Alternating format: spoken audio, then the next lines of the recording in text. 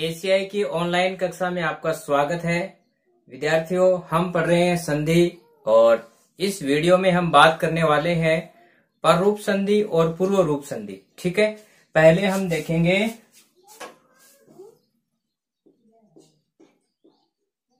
पररूप संधि।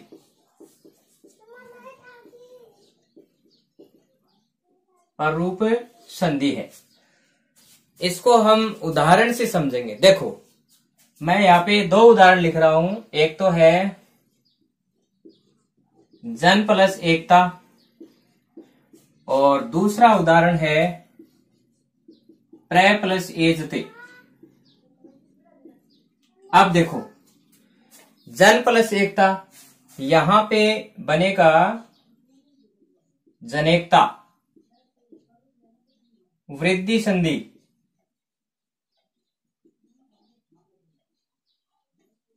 और प्र प्लस एजते यहां पे बनेगा प्रेजते, अर्थात पररूप संधि।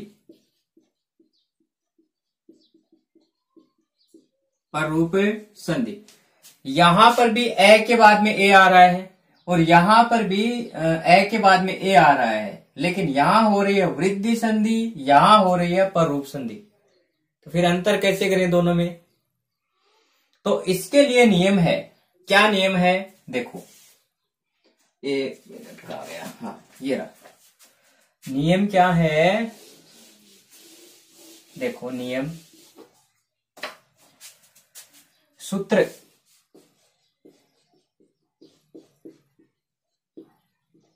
एंगी पररूपम,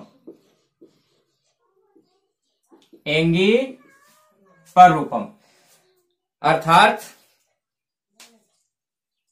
इसका अर्थ, एंगी का अर्थ होता है ए और ओ।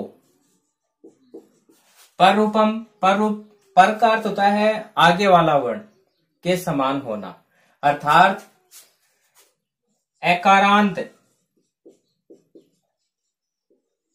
उपसर्गों। एकारांत उपसर्ग होते हैं ना, जैसे अव है, उप है, ये इनके बाद यदि ए या ओ से आरंभ होने वाली धातु आए तो वहां वृद्धि संधि नहीं होगी, पररूप संधि होगी। पर रूप का अर्थ होता है, पर का अर्थ होता है आगे वाला, रूप का अर्थ होता है के समान, आगे वाले के अनुसार समान हो जाना। तो यहां पर एक प्र भी होता है, प्र। इनमें जो ए है, लास्ट ए है ना, ये ए आगे ए हो या ओ हो, इनमें मिल जाएगा। ये वृद्धि संधि न होके ये इनमें मिल जाएगा। ठीक है, अर्थात ए की मात्रा लगेगी, ओ होगा तो ओ की मात्रा लगेगी। लेकिन ये क्या होनी चाहिए? धातुएं होनी चाहिए। ए या ओ से आरंभ होने वाली धातु होनी चाहिए आगे। तो एक बार पुनः समझते हैं नियम क्या है। एकारांत उपसर्गों जैसे प्र, अव, उप, ये होते हैं। इनके बाद यदि ए या ओ से आरंभ होने वाली धातु आए तो वहां पर रूप एकादेश हो जाता है। पर रूप का मतलब ये होता है, ये जो ए है ये आगे जो वर्ण है उसी के अनुसार हो जाएगा, उसी में मिल जाएगा। ठीक है, जैसे, और इनके उदाहरण भी फिक्स हैं, कोई ज्यादा उदाहरण नहीं है इनके। जैसे प्र प्लस एजते, प्र प्लस एजते। प्र क्या है? एक उपसर्ग है। पे आधा है, रे पूरा है, रे को हलंत करेंगे ए निकलेगा, ये हो गया ना इसका। प्लस ए जय ते, एजते धातु है। तो ये जो ए के बाद में ए आ रहा है तो वृद्धि संधि होनी चाहिए थी, लेकिन ये धातु है, ये उपसर्ग है, एकारांत उपसर्ग है। इस कारण ये जो ए है ये इसमें मिल जाएगा, अर्थात यहां से हट जाएगा। ए इसमें मिल जाएगा तो ये हट गया यहां से, और ये जो ए की मात्रा है ये रे के ऊपर लग जाएगी। ये शब्द क्या बन जाएगा? प्रेजते। क्या बन जाएगा? प्रेजते। इसी प्रकार दूसरा उदाहरण प्र प्लस ओस्ति, यहां पर ए हट जाएगा और ये जो ओ है इसकी मात्रा रे के ऊपर लग जाएगी। ये शब्द भी क्या बन जाएगा? प्रोस्ति। वृद्धि संधि न होकर के यहाँ पे संधि कौन सी हो जाएगी? पररूप संधि। तो शायद आपको पररूप संधि समझ में आ गई होगी। तो अब पेन और नोटबुक निकालें और लिखना प्रारंभ करें। पररूप संधि सूत्र लिखें, एंगी पररूपम, ठीक है। और अब नीचे लिखो,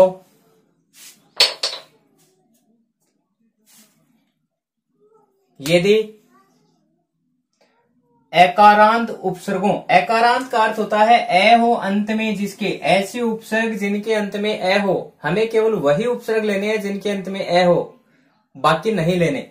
एकारांत उपसर्गों कोष्टक में लिख लेना प्रे, ये प्रे है, आव उप, कोष्टक बंद। एकारांत उपसर्गों के बाद ए या ओ से आरंभ होने वाली धातु का मेल हो तो, ए या ओ से आरंभ होने वाली धातु का मेल हो तो वहां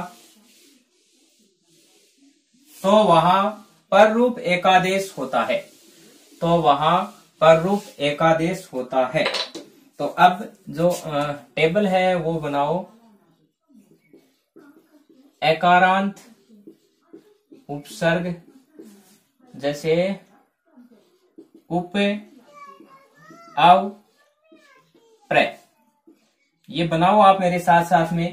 प्लस ए या ओ, और नीचे लिख लो से आरंभ धातु, ठीक है, ओके।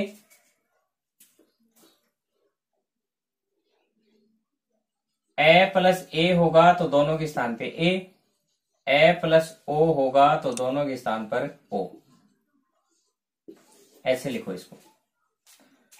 यहां पर इन लास्ट उपसर्गों में जो ए है, तो ये ए अगर ए के साथ में मिलेगा तो दोनों के स्थान पे ए ही आएगा, ये ए अगर ओ के साथ में मिलेगा तो दोनों के स्थान पे ओ ही आ जाएगा।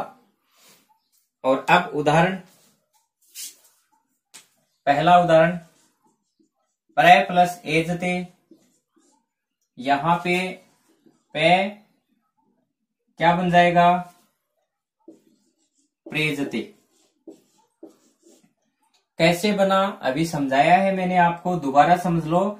इस रे में जो ए है और ए है, इन दोनों के स्थान पे ए ही आएगा इस नियम के अनुसार, क्योंकि ये एकारांत उपसर्ग है, पहली शर्त, और ये ए से आरंभ होने वाली क्या है, धातु है।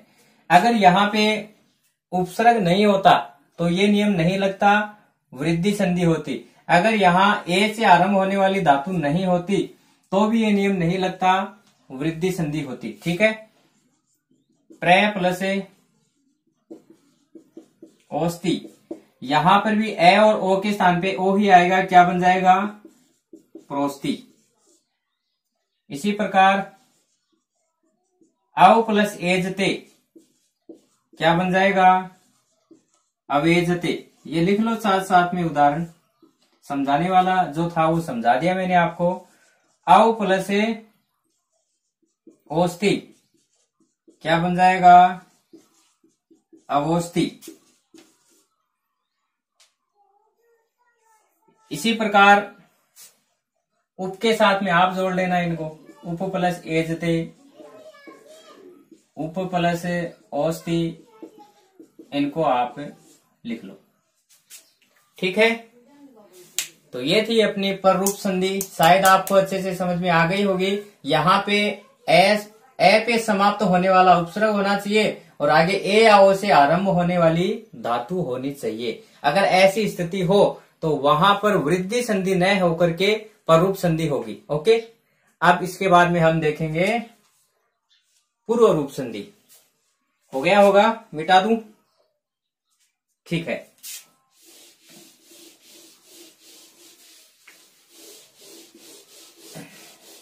ये लो, दूसरी 7 नंबर अपनी संधि है पूर्व रूप संधि है। इसका भी सूत्र होता है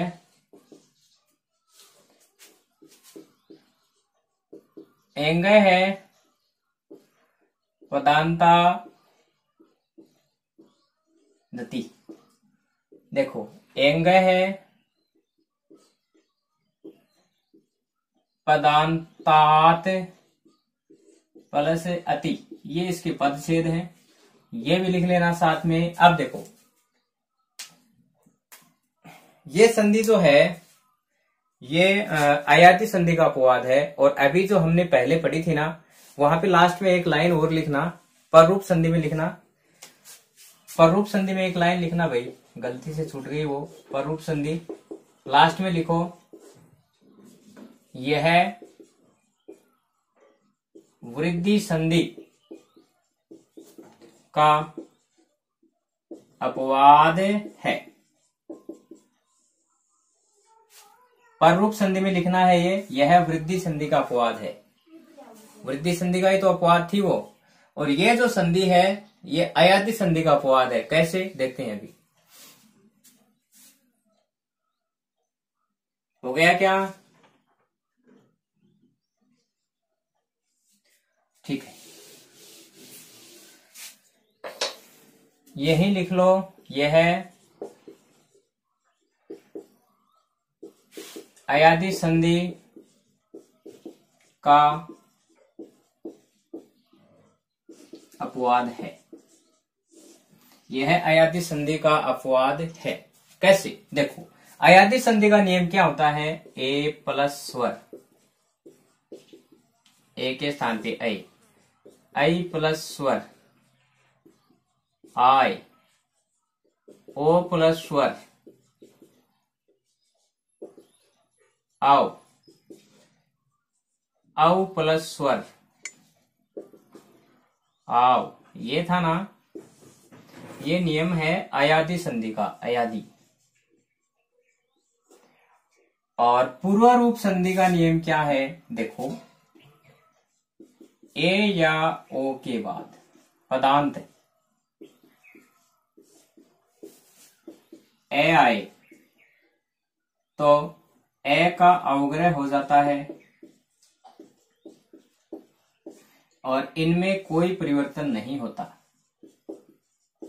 कोई परिवर्तन नहीं।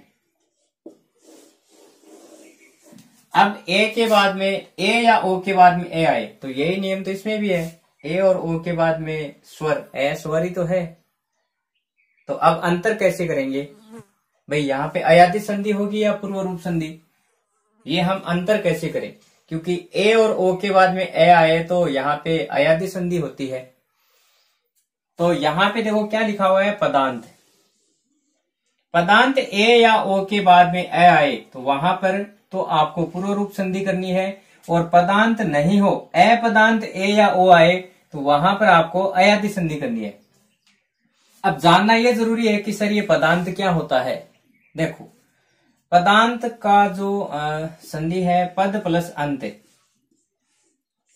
पद प्लस अंत, अर्थात पद के अंत में पद क्या होता है? अब देखो संस्कृत में जब किसी शब्द में विभक्ति का प्रयोग कर दिया जाता है उसे हम पद कहते हैं, ऐसा जान लो आप, ठीक है।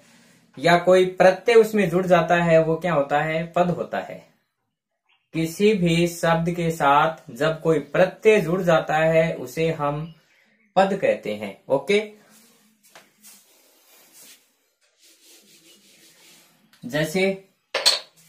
जैसे मैंने लिखा राम।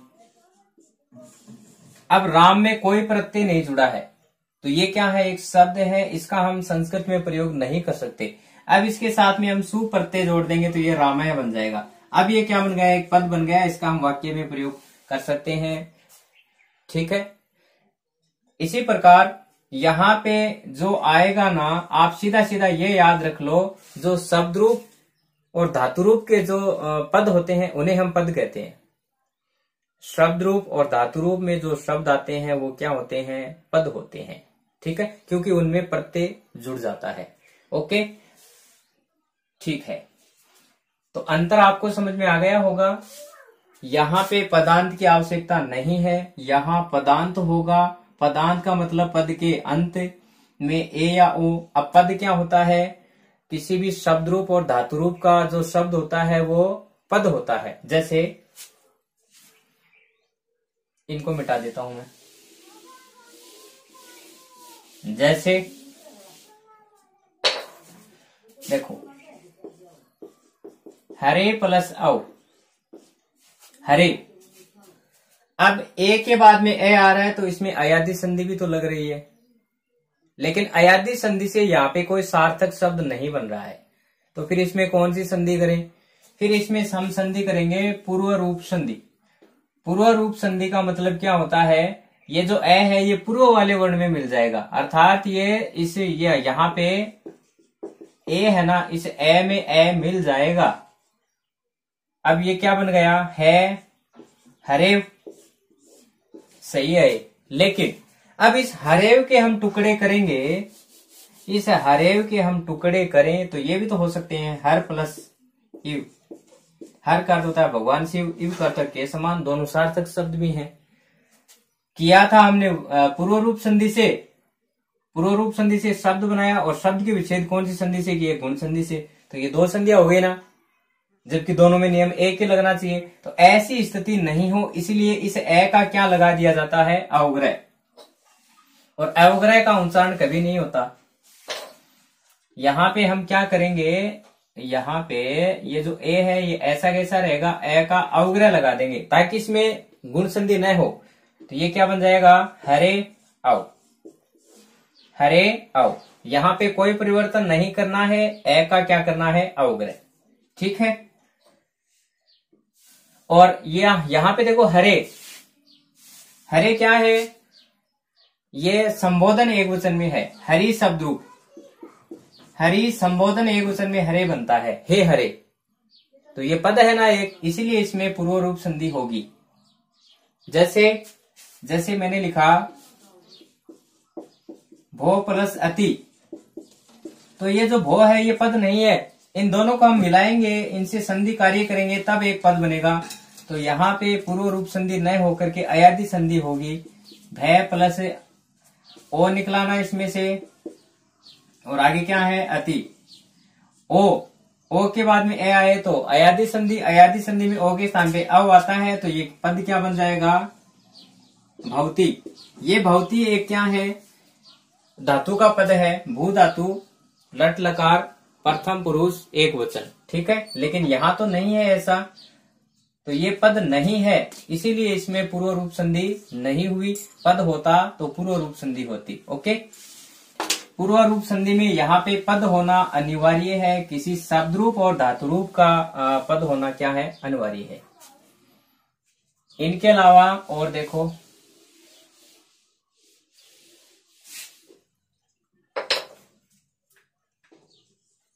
ते प्लस अपि, ते प्लस अपि, तो ते भी क्या है? एक पद है, तत्शब्द रूप प्रथमा बहुवचन का है ये, सह तौ ते पद है ये, प्रथम पुरुष बहुवचन। तो ये ऐसा कैसा रह जाएगा? ए का अवग्रह हो जाएगा, आगे क्या है? पी। बस हमें केवल इतना देखना है कि ये पद है या नहीं। पद की पहचान कैसे होगी? इसमें ये कोई शब्द रूप या धातु रूप का पद है या नहीं। अगर शब्द रूप और धातु रूप का पद है तो पूर्व रूप संधि, और उनका नहीं है तो अयादी संधि होगी। ठीक है, अब इसमें भी लिखना प्रारंभ करें। आप हेडिंग डालो पूर्व रूप संधि, सूत्र लिखो, एंग है पदांता दति, इसके सूत्र के पदच्छेद लिख लो।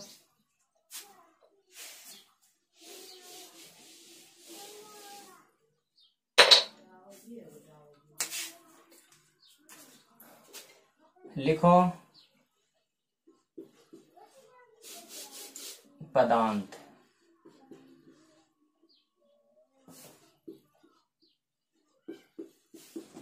प्लस ए, कोई परिवर्तन नहीं, और ए का लगा के लिख देना अवग्रह। अब इसकी परिभाषा लिखो, यदि पद के अंत में ए या ओ हो, यदि पद के अंत में ए या ओ हो तथा बाद में ए आए, तथा बाद में ए आए, तो वहां पूर्व रूप संधि मानी जाती है, तो वहां पूर्व रूप संधि मानी जाती है। ठीक है, अब ये सारणी बना लो। पदांत ए या ओ प्लस ए, यहां पे कोई परिवर्तन नहीं होगा, ए का अवग्रह हो जाएगा, लिख लो।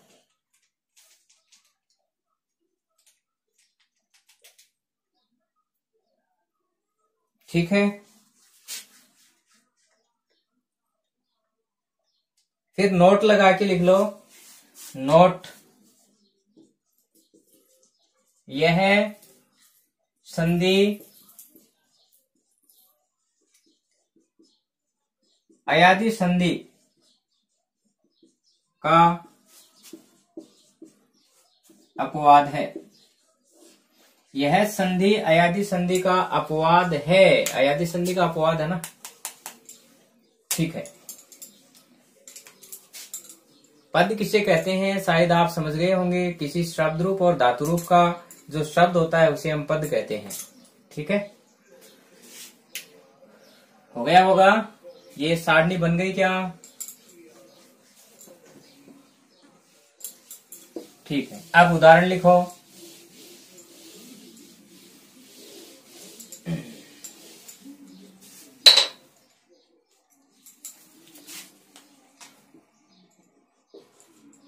वने प्लस अत्र, यहां पे देखो वने, वन शब्द सप्तमी एकवचन है, फल की तरह बनता है ना, ऐसे फलम फले फलानी, फल सप्तमी एकवचन में क्या बनता है? फले। तो यहाँ पे क्या बन गया? वने। धातु रूप में आ रहा है, शब्द रूप में आ रहा है ना, इसलिए ये क्या है? पद है। और आगे ए आ रहा है तो संधि कौन सी होगी? पूर्व रूप संधि। पूर्व रूप संधि का नियम क्या होता है? यहाँ कोई परिवर्तन नहीं होगा, ए का अवग्रह क्या बन जाएगा? वने अत्र। यहाँ पे ये जो ए है इसका उच्चारण नहीं होता है, वनेत्र बोलेंगे इसको।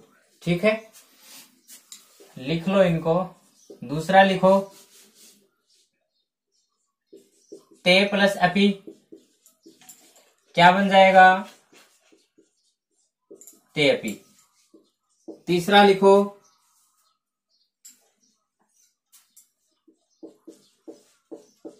गुरु प्लस अव, गुरु शब्द है उकारांत पुल्लिंग, संबोधन एकवचन में गुरु बनता है, हे गुरु। तो ये संबोधन एकवचन है, इसका क्या बनेगा? 4 नंबर। विष्णु प्लस अव, ये भी उकारांत पुल्लिंग विष्णु शब्द है, ये भी संबोधन में बनता है, विष्णु। 5वां लिख लो, हरे प्लस अव, ये भी संबोधन है हरि का। तो क्या बन जाएगा? इनमें कोई परिवर्तन नहीं करना है आपको, केवल ए का अवग्रह करना है। क्या बन जाएगा? गुरु अव, विष्णु व, हरे व। ये ए का अवग्रह रूप है, इसके ऊपर लाइन भी नहीं खींची जाती है। ठीक है ना।